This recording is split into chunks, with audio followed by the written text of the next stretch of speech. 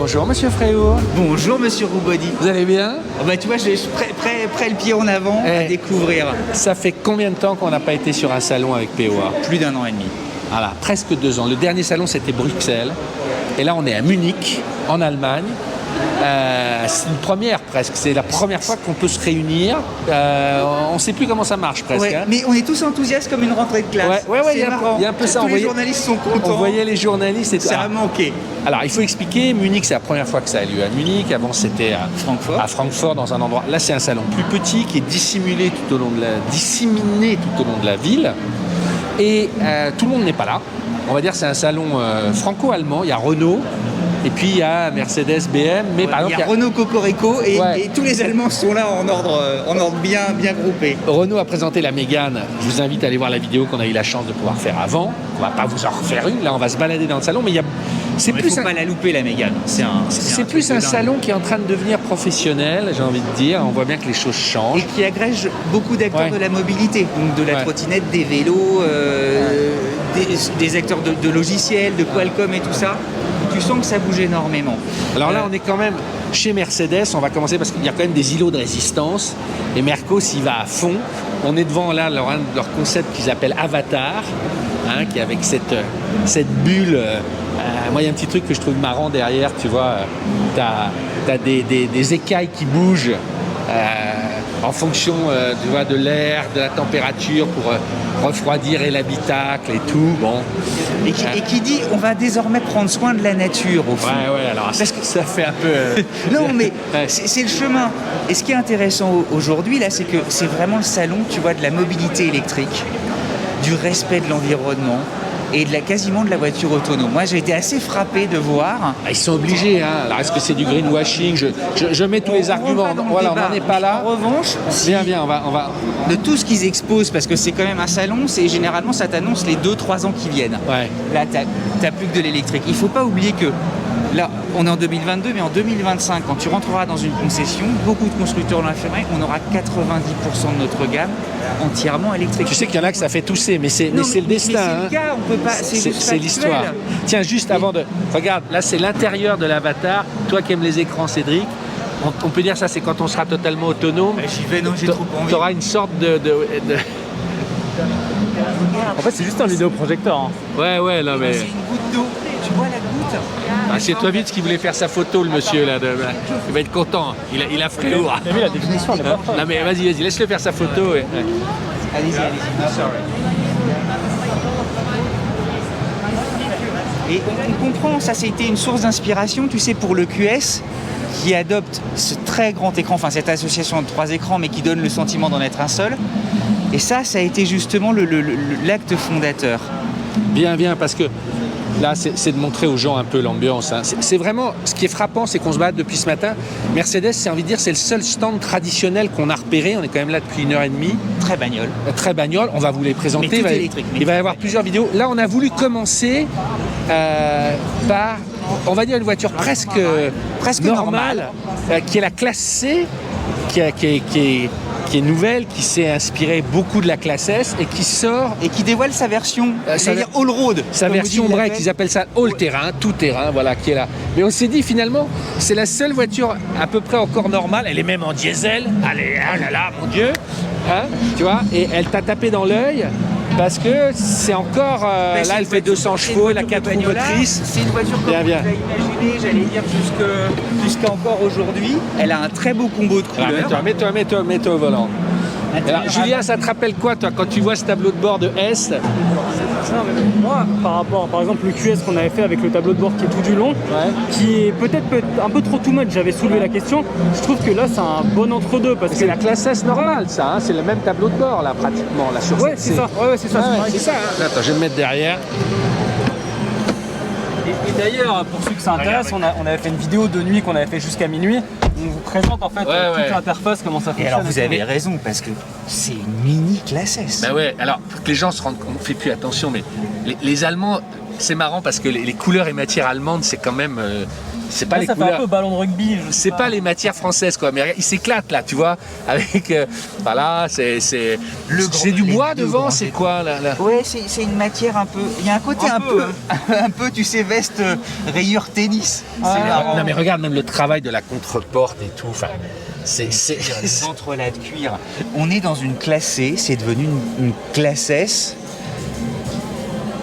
Et c'est très bien dessiné tout ça. Et ce qu'on veut dire, c'est qu'effectivement, elle impressionne, et malgré tout, il y a encore plus impressionnant que ça. On vit quand même une époque formidable pour l'automobile. Ouais, mais ça pose une question. Dans les salons, on est toujours, on découvre, ça nous jette à la gueule. Mais ils vont tellement loin. Enfin, t'es dans une classe C break, quoi. Tu veux juste transporter ton truc.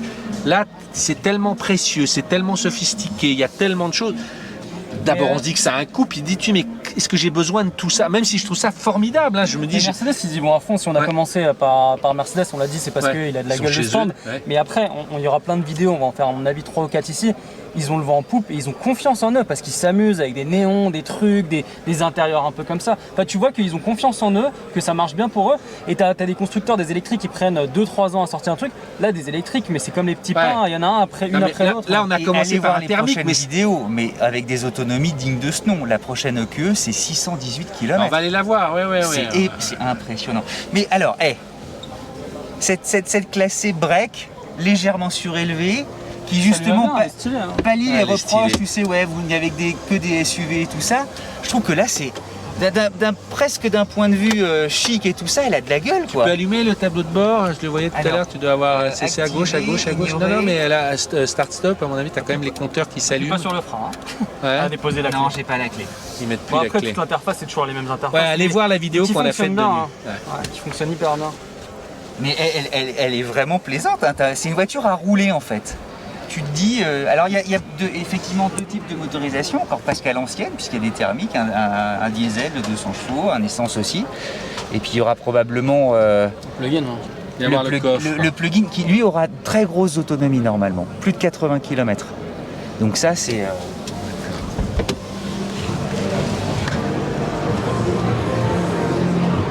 Ah, le noir, merci madame. Le noir c'est compliqué. 490 litres le coffre. C'est bien. Ce qui n'est pas énorme hein, pour un break, mais... Moi j'aime tellement le CLA Shooting Break que j'aurais aimé presque qu'il ait un peu la même gueule. Il est plus baroudeur qu'un CLA, c'est sûr. Hein. Je la vidéo à mon père parce qu'il rêve de cette voiture. C'est vrai? Ouais, mais mon père. Mais le plugin. Non mais c'est très marrant le CLA. Ben voilà, là il... c'est des catégories d'âge limite. Je te dis, mais c'est la seule qui a encore une gueule de bagnole. Il te la présente en diesel, tu vois. Toutes les versions E, on va aller voir le QE qui est donc... Parce que maintenant, dès que tu as une version électrique chez eux, tu as EQA, EQE, EQS. Bon. Et moi, je m'y perds parce qu'elle se ressemble un peu le QE. J'ai cru que c'était le QS avec moins de... On est passé un peu vite, mais la version all-road, bah, tu mets du plastique autour des ailes, et tout à coup, ça lui donne ce côté un peu casual chic. Ouais, non, mais c'est un mec en costard avec des baskets. C'est drôle parce qu'on est arrivé, on l'a vu, on s'est dit ouais, elle est pas mal. Personne n'est autour. Tout le monde est à côté des gros morceaux. D'ailleurs, viens voir les tableaux de bord, Julien. Mais quand ils exposent les dalles, tu vois. Voilà, la fameuse planche. Et alors moi j'ai découvert un truc. Une source d'inspiration, tu vois, c'est un peu les galets et tout ça, c'est marrant en fait. Vas-y, t'as coupé Renaud, t'as découvert un truc. Ouais, non mais que en fait même sur le QS, la planche de bord globale comme ça, c'est réservé au haut de gamme. Sinon, t'as en fait une dalle devant. On en a parlé quand on a fait les premières de l'EQS. Sinon, en fait, t'as comme une classe S normale, comme on vient de voir en fait. Comme sur la classe. Mais je pense qu'il y en a qui aiment pas forcément ça. Ils préfèrent avoir des trucs un peu plus petits et puis en plus avoir le prix de l'option. Mais tu m'étonnes. Bon, bref, la classe C. Moi, je l'appelle all road. Tout le monde aura compris all terrain et tout ça. Joli petit truc. Ouais, traditionnel, mais tu te demandes comment tout ça va être balayé. On continue à se balader, on va faire une vidéo que sur le QE, mais juste pour que les gens comprennent l'ambiance. Parce qu'en face, je sais pas si on peut voir, mais voilà, t'as pas BM ou machin, t'as surtout, t'as plein, non mais t'as plus aujourd'hui de comment dire, de prestataires, de fournisseurs. C'est Mobility, donc forcément t'as des trottinettes, t'as des vélos. Ouais, tu vois, c'est Bosch, etc. Enfin, en fait, tout le monde serre les fesses en disant qu'est-ce qui va se passer, quoi. Tu vois, tu sens que c'est un peu... C'est un peu geek sur les bords parce que t'as aussi les fournisseurs de processeurs, Snapdragon avec Qualcomm et tout. Alors c'est moins visuel, mais on n'a pas oublié que c'était aussi un salon très professionnel. Non mais moi c'est ce que je constate, c'est que j'ai le sentiment, ça va être ouvert au public quelques jours, juste 3 jours. Souvenez-vous, avant c'était des grands-messes qui duraient 15 jours. On peut Là, acheter sa voiture. Ouais, maintenant tu vois bien que tout le monde se cherche. À mon avis, tous les autres salons regardent celui-là. Normalement, Genève va avoir lieu et Paris aussi sur une formule pareille. Un peu maintenant, ça devient comme les Fashion Week, c'est-à-dire que tu dissémines. Il y a un peu un élément central et dans la ville, chaque marque organise quelque chose. Autant vous dire que pour nous, c'est pratique. On veut aller chez Kia, c'est à 10 bornes. Donc, tu vois, si tu le fais en marchant, voilà. Attends, on continue. Voilà. Chacun réapprend. Et puis il y a eu le Covid aussi. Tu sais, même, anecdote, certains se demandaient si les masques chirurgicaux suffiraient à ce que tout le monde puisse rentrer, s'il fallait pas les FFP2. Donc tout le monde est un petit peu, on se dit, on réouvre ou on réouvre pas. Ouais. Voilà, donc ça explique aussi, il y a eu des hésitations énormes pour savoir si certains avaient des stands ou pas. Bref.